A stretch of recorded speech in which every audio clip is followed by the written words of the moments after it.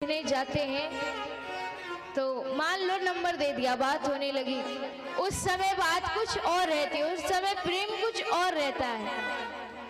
शादी हो जाती है, शादी के बाद प्रेम कुछ और हो जाता है। शादी के कुछ समय बाद 10 साल बाद 15 साल बाद प्रेम और भी कम हो जाता है। फिर तो ये लगता है भैया हमने गलती से ये मुसीबत पाल ली, बहुत बड़ी भूल है गई हमसे।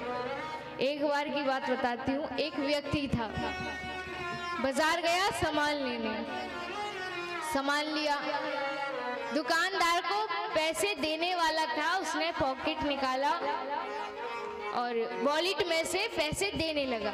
तो दुकानदार ने देखा कि इसके वॉलेट में एक फोटो है एक स्त्री की। तो उससे पूछा भैया एक बात बताओ, ये स्त्री कौन है? तो उसने कहा भैया ये तुम्हारी भाभी है, ये हमारी धर्म पत्नी है। अच्छा, मतलब इसका मतलब तो ये है कि आप इनसे बहुत प्रेम करते हैं।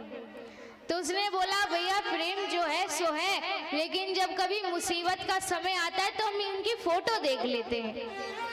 बोले तो मतलब इसका मतलब तो ये है कि कुछ ज्यादा ही प्रेम करते हो आप इनसे।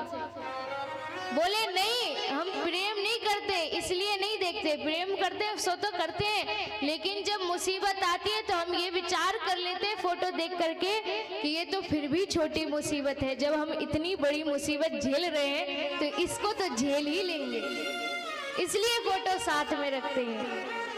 इसको देख करके थोड़ी शांति मिल जाती है कि भैया जब इसे झेल रहे हैं इतने सालों से, आगे भी झेलना है तो ये तो फिर भी छोटी सी मुसीबत है, इसे तो झेलना ही पड़ेगा।